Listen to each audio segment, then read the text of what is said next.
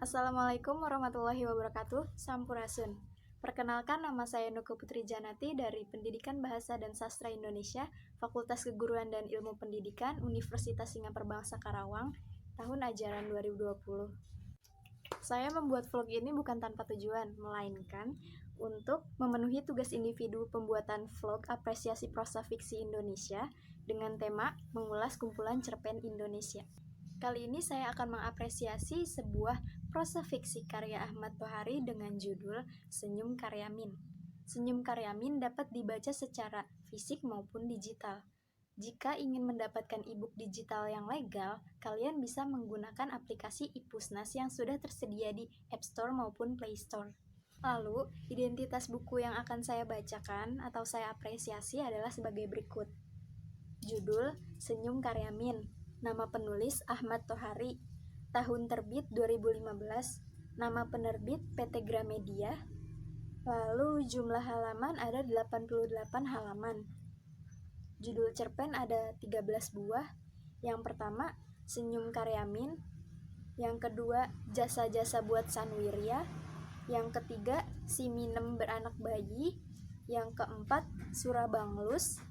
Yang kelima, Tinggal matanya berkedip-kedip. Yang keenam, Ah Jakarta.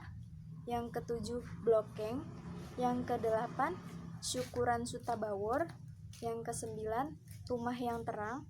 Kesepuluh, Kentus. 11, Orang-orang Seberang Kali.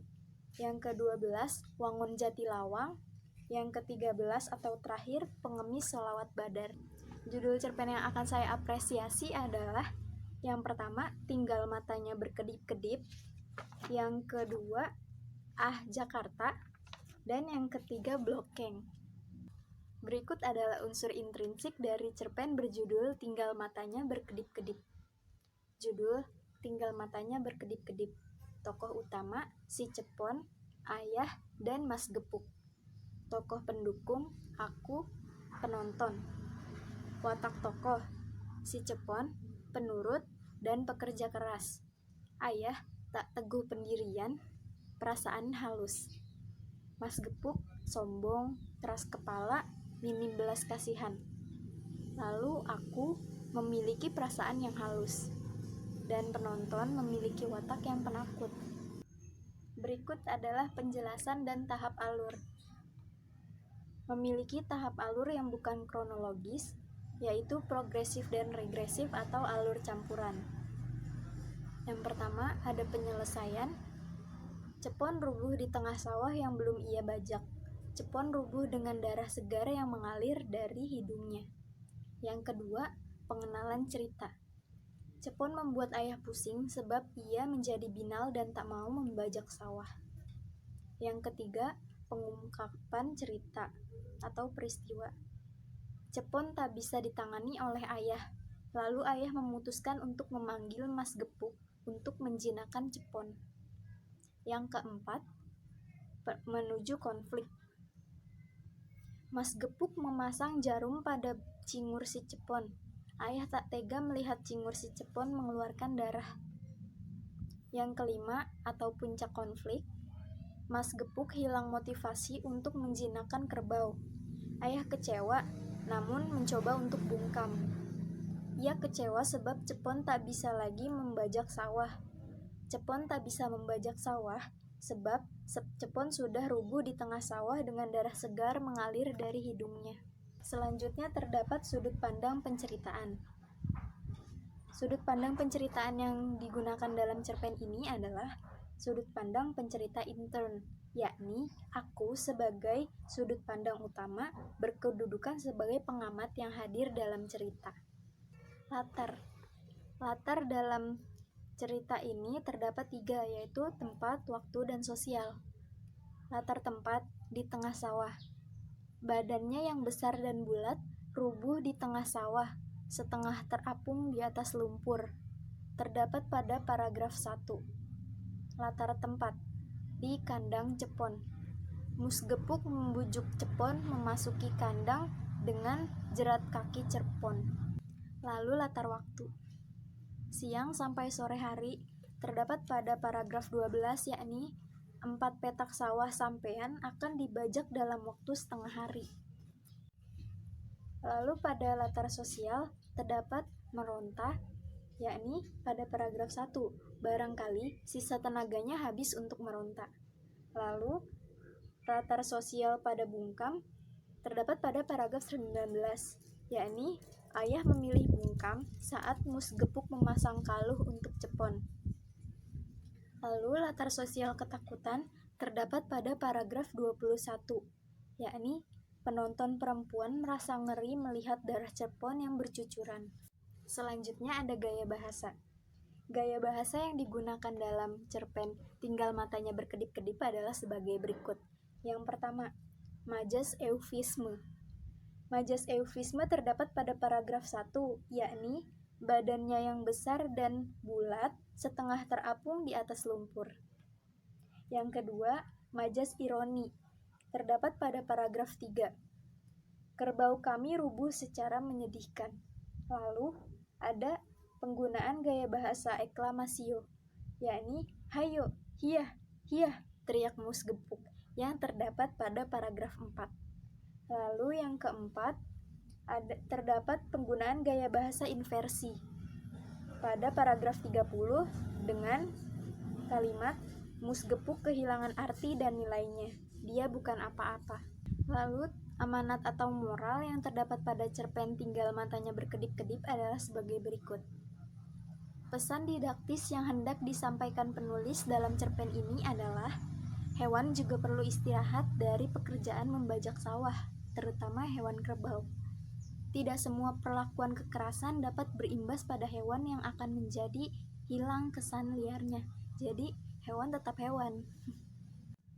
Setelah mengapresiasi cerpen dengan judul Tinggal Matanya Berkedip-kedip, saya menyimpulkan tema sebagai berikut.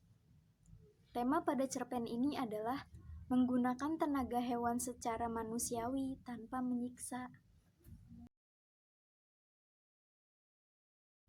Lanjut pada judul cerpen kedua dalam buku Senyum Karyamin karya Ahmad Tohari, yakni judulnya Ah Jakarta. Tokoh utama aku, sahabat karibku, tokoh pendukung, istriku, polisi. Watak tokoh, aku, baik hati, dan ramah. Sahabat karibku, bengis, gali, buron, takut menyusahkan orang. Sedangkan istriku, perhatian, dan ramah. Sedangkan polisi, tidak teliti dan mudah percaya.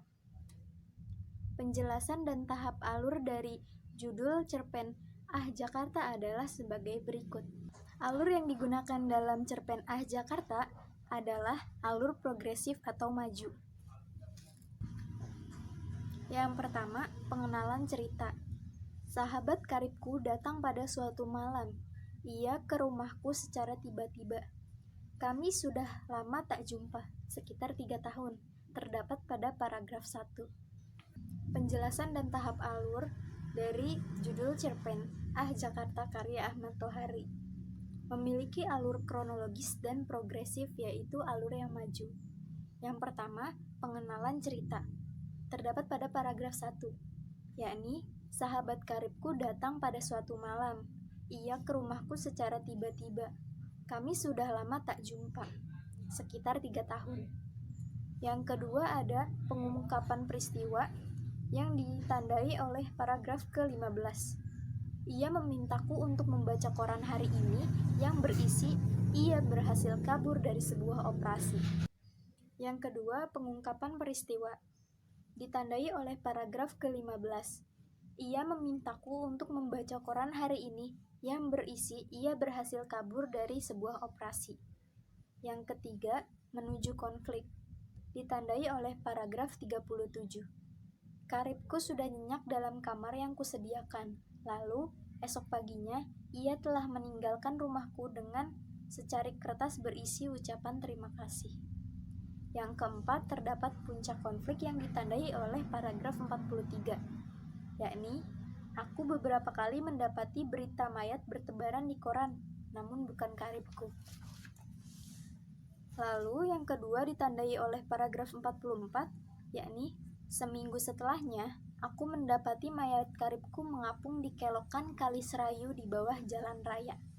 Dan yang kelima, penyelesaian ditandai oleh paragraf 55, yakni polisi bertanya, identitas karibku. Ku jawab asal sesuka perutku. Dan juga paragraf 55, yakni ku masukkan mayat karibku ke liang lahat dekat sungai. Lalu latar tempat yang digunakan dalam cerpen Ah Jakarta karya Ahmad Tohari adalah sebagai berikut. Latar tempat di rumahku. Pada paragraf 1, kedatangan karibku di suatu malam, ia mengunjungi rumahku. Lalu latar tempat di kamar tamu. Ditandai oleh paragraf 37, yakni tengah malam ketika itu, karibku telah nyenyak dalam kamar yang telah kusediakan. Lalu, latar tempat di tepi kali ditandai oleh paragraf 55, yakni ketika kutinggalkan tepian kali Serayu yang berjarak 20 km dari rumahku. Selanjutnya adalah latar waktu. 1. Suatu malam. Kedatangannya suatu malam di rumahku memang mengejutkan, terdapat pada paragraf 1. Lalu, tengah malam. Tengah malam ketika itu, karibku telah nyenyak dalam kamar yang kusediakan, terdapat pada paragraf 37. Lalu, pagi hari. Pagi-pagi setelah subuh, kubuka pintu kamar karibku, pada paragraf 42. Sudut pandang penceritaan yang digunakan dalam cerpen dengan judul Ah Jakarta adalah sebagai berikut. Pencerita intern, yakni aku, sebagai sudut pandang orang pertama yang hadir dalam cerita. Sedangkan gaya bahasa yang digunakan dalam cerpen Ah Jakarta karya Ahmad Tohari adalah yang pertama metafora. Ditandai dengan, nah, awas, aku tidak ingin ada bangkai manusia yang pernah menginap di rumah ini. Lalu yang kedua ada sarkasme, yakni pekerjaan calo. Kemudian kusebutkan nama ngawur untukku, suatu kecerobohan yang memalukan. Untung polisi tidak tanya KTP. Lalu selanjutnya ada amanat atau moral yang disampaikan melalui cerpen ini. Pesan didaktis yang hendak disampaikan pada cerpen ini adalah berkata jujur, mencari pekerjaan yang halal, dan teliti terhadap sesuatu. Tema yang diungkap dalam cerpen ini adalah kemiskinan, kejahatan, dan persahabatan. Judul cerpen ketiga yang saya apresiasi adalah berjudul Blokeng karya Ahmad Tohari. Tokoh utamanya adalah Blokeng dan Lurah Hadining. Tokoh pendukung, aku, warga kampung yang pongah. Lalu, watak tokoh, Blokeng, kurang waras, asal bicara. Lurah Hadining mengakui yang bukan kesalahannya, berkorban atas dan bertanggung jawab. Aku sebagai pengamat. Lalu warga kampung panik, pongah, tergesa-gesa dan mengikuti sesuatu yang belum tentu kebenarannya. Penjelasan dan tahap alur. Tahap alur yang digunakan dalam cerpen ini adalah bukan kronologis, yakni progresif-regresif, yang merupakan alur campuran. Alur yang pertama adalah penyelesaian, yakni maka Blokeng pun melahirkan bayinya yang perempuan. Lalu yang kedua, pengenalan cerita. Perempuan yang hamil di luar nikah sebenarnya merupakan isu yang tidak berkesan di kampungku. Yang ketiga, pengungkapan peristiwa. Namun, kehamilan Blokeng menjadi pertanyaan, siapakah Bajul Buntung yang tega menghamilinya? Lalu yang keempat, menuju konflik, yakni saat Blokeng ditanya mengenai siapa ayah si jambang bayi, Blokeng hanya menjawab embuh, lalu ular, lalu membawa senter, lalu sendal jepit, lalu tidak botak, lalu semua warga tidak membawa lagi senter atau tidak memakai sendal jepit lagi dan membuat kepalanya botak. Yang kelima, ada puncak konflik, yakni Lurah Hadining mengakui bahwa ia yang menghamili Blokeng untuk meredam keblingsatan yang terjadi di kampungnya. Latar tempat yang digunakan dalam cerpen ini adalah 1. Di pasar. Blokeng hanya diberkati sampah pasar. Yang kedua, di gubuk blokeng, yakni gubuk blokeng penuh dirubung orang. Yang ketiga, di jalan menuju pasar. Kebelinsatan itu membuat banyak orang kebingungan saat berjalan menuju pasar. Lalu, latar sosial yang digunakan dalam cerpen ini adalah tergopoh-gopoh. Ronda tak lagi menggunakan senter, sebab Hansip bilang bahwa ayah dari jabang bayi blokeng memakai senter. Yang kedua, desus tak tentu, yakni tanpa seorang pun terkecuali, mereka bergabung dalam sasus ayah dari bayi blokeng. Sudut pandang penceritaan yang digunakan dalam cerpen Blokeng karya Ahmad Tohari, yakni pencerita intern, yakni aku sebagai sudut pandang orang pertama yang hadir dalam cerita. Lalu gaya bahasa. Gaya bahasa yang digunakan dalam cerpen karya Ahmad Tohari dengan judul Blokeng adalah sebagai berikut. Yang pertama, personifikasi. Ditunjukkan dengan sampai blokeng dengan selamat melahirkan bayinya dibidani nyamuk dan kecoa. Yang kedua, simile. Ditunjukkan dengan blokeng tidak mengerti apa itu polisi, tapi ia mengerti orang-orang berseragam yang pernah menarik tangannya agar ia menyingkir dari onggokan sampah pasar, karena bupati akan meninjau pasar, seperti monyet melihat belacan, takut dalam citra satwa. Amanat atau moral yang disampaikan dalam cerita ini adalah mengurus orang dengan gangguan jiwa harus didampingi dengan ahli, tidak dengan sembarang orang. Setelah membaca cerpen ini, saya mengangkat tema, yakni menyorot jelas kehidupan sosial bermasyarakat yang selalu ikut-ikutan dan tidak tahu apa yang menjadi desas-desusnya. Hal-hal yang dominan muncul dalam kumpulan cerpen dengan judul Senyum Karyamin karya Ahmad Tohari adalah mengulas kemiskinan, mengkritik sosial, dan kehidupan masyarakat yang terjadi pada saat tersebut. Kelebihan yang pertama, menggunakan bahasa yang mudah dipahami dan hanya terdapat sedikit kata-kata yang agak sulit dipahami dan harus dibaca ke KBBI daring. Yang kedua, cerpen ini dapat dijadikan sebagai sarana pendidikan dan juga sarana hiburan, karena selain mendidik, cerpen ini juga menghibur sebagai bahan bacaan di kala senggang. Kekurangan dari cerpen ini mungkin dari watak atau latar-latar yang dijelaskan dalam cerpen. Menurut saya, kurang jelas. Sebagai pembaca, saya merekomendasikan kumpulan cerpen karya Ahmad Tohari dengan judul Senyum Karyamin ini untuk dibaca dengan usia atau rentang usia SMP hingga SMA, karena karya ini telah termasuk ke dalam urutan sastra unggulan tahun 2019 yang dikeluarkan oleh BSNP.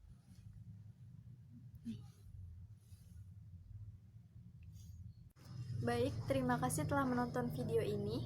Jika dirasa bermanfaat, silahkan disebarkan dan di-like. Terima kasih dari saya, Nuke Putri Janati. Wassalamualaikum warahmatullahi wabarakatuh. Bye.